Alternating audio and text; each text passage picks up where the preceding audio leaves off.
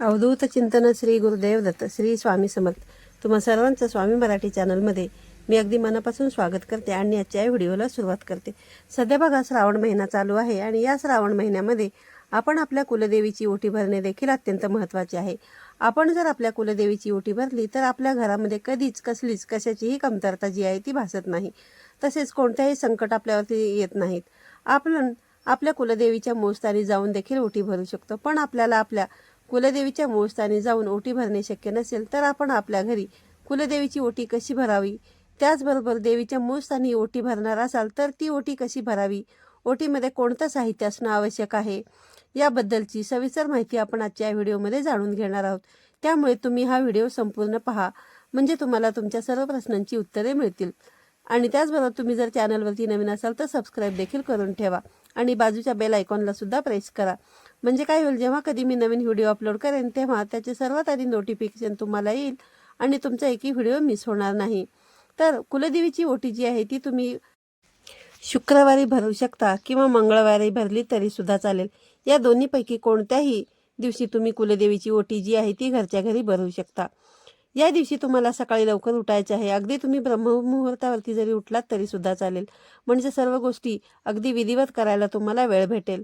आंघोळ करून झाल्यानंतर स्वच्छ कपडे परिधान करायचे आहेत आणि एवढं लक्षात ठेवायचं आहे की चुकूनही तुम्हाला या दिवशी काळ्या रंगाचे वस्त्र जे आहेत ते परिधान करायचे नाहीत. लाल किंवा पिवळ्या रंगाचे वस्त्र जे आहे ते तुम्ही परिधान करू शकता. त्यानंतर आपल्याला आपल्या देवघरामधील देवपूजा जी आहे ती करून घ्यायची आहे. प्रथम देवघरामध्ये दिवा प्रज्वलित करायचा आहे आणि त्यानंतर एक पाट किंवा चवरंग मांडायचा आहे. त्यावरती तुम्हाला लाल कपडा ठेवायचा आहे. त्यानंतर आपली जी कुलदेवी आहे या कुलदेवीचा फोटो असेल तर फोटो घ्यायचा आहे तुम्हाला, आणि जर टाक असेल तर टाक घ्यायचा आहे, मूर्ती असेल तर मूर्ती देखील घेतली तरी चालेल. आणि जर कुलदेवीचा फोटो तुमच्याकडे नसेल तर तुम्ही माता लक्ष्मीची मूर्ती सुद्धा या पूजेमध्ये ठेवू शकता. आपण कुलदेवीसमोर एक तुपाचा दिवा प्रज्वलित करून घ्यायचा आहे. त्यानंतर देवीला आपल्याला हळदी कुंकू वाहायचं आहे. एखादं तुमच्याकडे लाल फूल असेल तर ते लाल फूल देखील तुम्हाला या ठिकाणी अर्पण करायचं आहे. गुलाबाचे फूल असेल तर अतिउत्तम. त्यानंतर मग तुम्हाला अखंड अक्षता जे आहेत ते अर्पण करायचे आहेत. तसेच या दिवशी आपण कुलदेवीसाठी मखाण्याची खीर देखील बनवू शकतो. आणि जर समजा तुम्हाला मखाण्याची खीर बनवणं जर शक्य नसेल तर तुम्ही अगदी तांदळाची खीर देखील बनवली तरी सुद्धा चालेल. किंवा मग हेही बनवणं जर तुम्हाला शक्य नसेल तर अगदी खडीसाखरेचा किंवा मग जे आपण घरामध्ये साखर बनवतो ती साखर ठेवली तरी चालेल. किंवा मग तुमच्याकडे जर वेळ असेलच तर मग तुम्ही या दिवशी पुरणपोळीचा नैवेद्य देखील बनवून दाखवला तरी सुद्धा चालेल.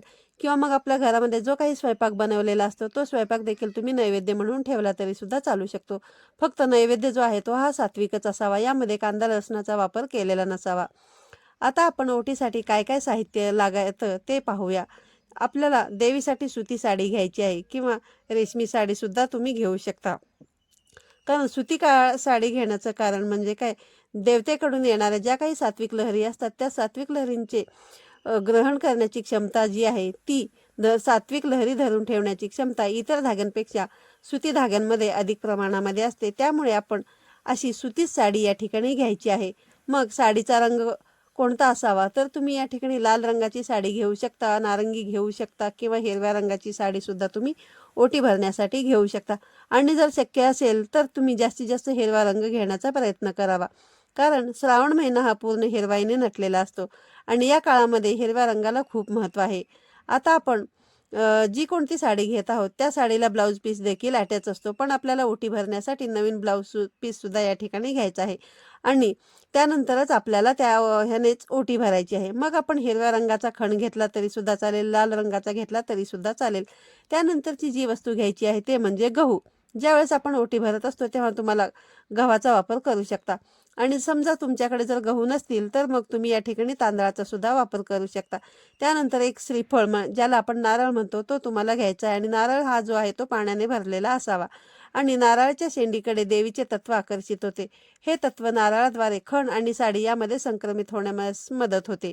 तसेच नारळाच्या शेंडीमधून प्रक्षेपित होणाऱ्या लहरींमुळे जीवाच्या शरीराभोवती संरक्षक कवच जो आहे तो निर्माण होतो आणि त्यामुळे आपल्याला भरलेलाच नारळ जो आहे तो घ्यायचा आहे.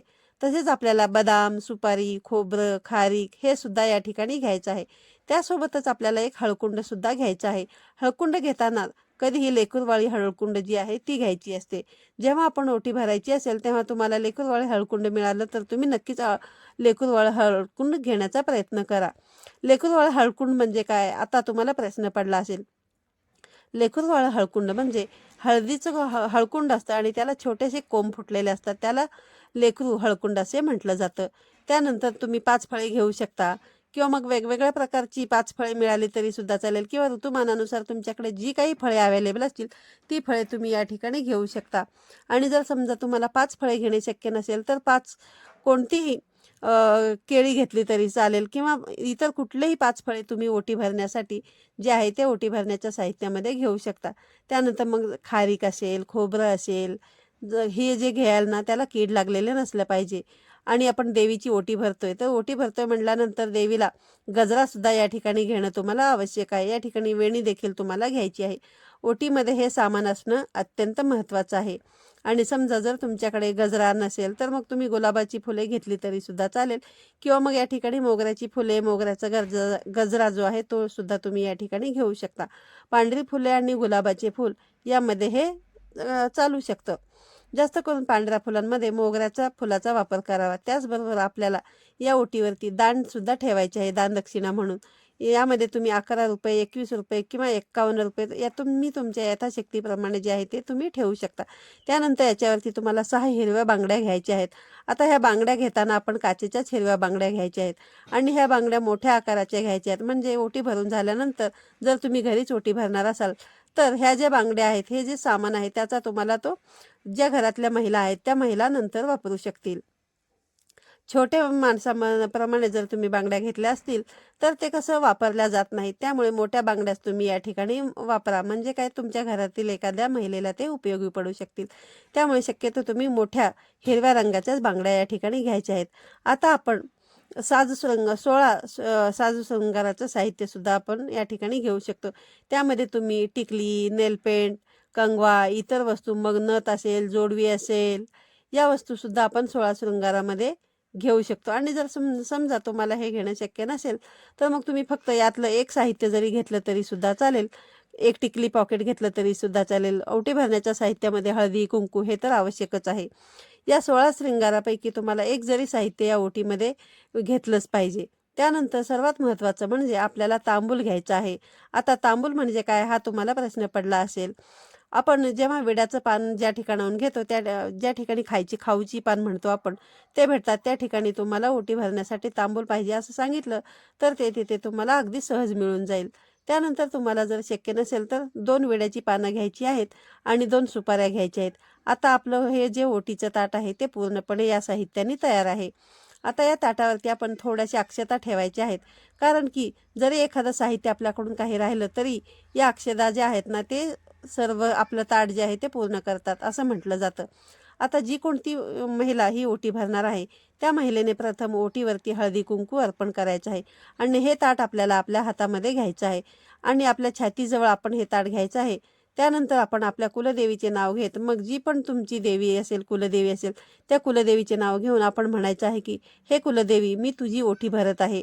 या ओटीचा तू स्वीकार कर. या ओटीमध्ये एखादी गोष्ट जर अपूर्ण राहिली असेल तर त्याबद्दल तू मला माफ कर, पण या ओटीचा तू स्वीकार कर, असे आपण आपल्या कुलदेवीला म्हणायचे आहे. तसेच तुम्ही तुमच्या मनामध्ये कुलदेवीचे नामस्मरण सुद्धा करायचे आहे. तुम्ही ही ओटी जी आहे ती कुलदेवीच्या मूळ स्थानावरती जर गेले असाल तर त्या ठिकाणी जाऊन कुलदेवीची ओटी जशी भरत आहोत तसं आपल्या मनामध्ये आपल्याला गृहीत धरायचं आहे आणि आपण जी ओटी आहे ती तिथे आपल्या देवीसमोर ठेवायची आहे. अशा पद्धतीने आपल्याला ही जी ओटी आहे ती घरच्या घरी भरायची आहे. त्यानंतर ओटीचे जे काही साहित्य आहे ते आपण आपल्या माता लक्ष्मीसमोर ठेवून दिलेलं आहे. माता लक्ष्मीला तुमच्या घरावरती कोणतंही संकट येऊ नये किंवा तुमची मनोकामना, तुमची जी काही इच्छा असेल ती पण कोणती तुमची असेल ती देखील तुम्हाला या ठिकाणी अगदी मनोमन सांगायचं आहे. आणि जेव्हा तुम्ही सांगाल तेव्हा श्रद्धेने आपण ही जेव्हा सेवा करतो तेव्हा त्याचं फळ हे आपल्याला मिळतंच. तसेच आपल्याकडून बघा, जर समजा कोणती चूक झाली असेल तर त्याबद्दल आपण माफीसुद्धा मागायची आहे. आता ही ओटी जी आहे ती आपण उद्या शुक्रवार पण आलेला आहे, शुक्रवारी सुद्धा तुम्ही भरू शकता किंवा मग श्रावणातला मंगळवार सुद्धा येणार आहे. या दोन्ही दिवशी तुम्ही ओटी भरली तरी सुद्धा चालेल. श्रावण शुक्रवारी बघा जिवतीची पूजा देखील आपण करत असतो. जिवतीची पूजा कशी करावी याबद्दलचा व्हिडिओ जो आहे तो आपल्या चॅनलवरती आलेला आहे. तुम्ही जर आतापर्यंत पाहिलेला नसेल तर तो सुद्धा तुम्ही पाहू शकता, कारण उद्याचा जो शुक्रवार आहे तो श्रावणातला शेवटचा शुक्रवार आहे. आणि जर समजा तुम्ही आतापर्यंत जिवतीची पूजा केली नसेल तर तुमच्या मुलाबाळांच्या संरक्षणासाठी ही जी जिवतीची पूजा आहे ती तुम्ही उद्याच्या दिवशी नक्की करा. त्यानंतर बघा, जिवतीची पूजा करून झाल्यानंतर करतच असतो त्यामध्ये हे जे काही ओटी बरोबर आपण करत असतो तेव्हा देखील ओटी भरणं अत्यंत महत्त्वाचं असतं. त्यामुळे तुम्ही जिवतीच्या दिवशी सुद्धा एखादी शेजारी पाजारी एखादी महिला मिळाली तर तिला सुद्धा तुम्ही बोलावून जे आहे ना ते तुम्ही तिची सुद्धा ओटी भरू शकता. किंवा मग असं शक्य झालं नाही तर मग जेव्हा कधी तुम्ही तुमच्या कुलदेवीच्या मूळ स्थानावरती जाल त्यावेळी तुम्ही देवीला सुद्धा ह्या सर्व पद्धतीने ओटी भरू शकता. किंवा मग जर तसे शक्य झाले नाही तर मग तुम्ही जसं मी सांगितलं की शेजाऱ्या पाजाऱ्यांना किंवा एखाद्या सुवासिनी महिलेला हे जे ओटीचं साहित्य आहे ते दिलं तरी सुद्धा चालेल.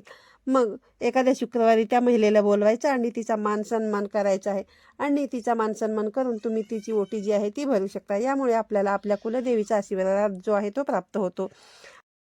कुलदेवीची ओटी कशी भरावी याबद्दलचा आणखीन एक व्हिडिओ आपल्या चॅनलवरती आहे. तो तुम्ही जर पाहिला नसेल तर तो तुम्ही नक्कीच पाहू शकता. त्याची लिंक जी आहे ती मी तुम्हाला डिस्क्रिप्शन बॉक्समध्ये देते किंवा मग वरती आय बटनमध्ये सुद्धा मी तुम्हाला त्याची लिंक देईन. तुम्ही जाऊन तो व्हिडिओ नक्कीच चेक करा. आजचा व्हिडिओ तुम्हाला आवडला असेल तर व्हिडिओला लाईक करा, शेअर करा.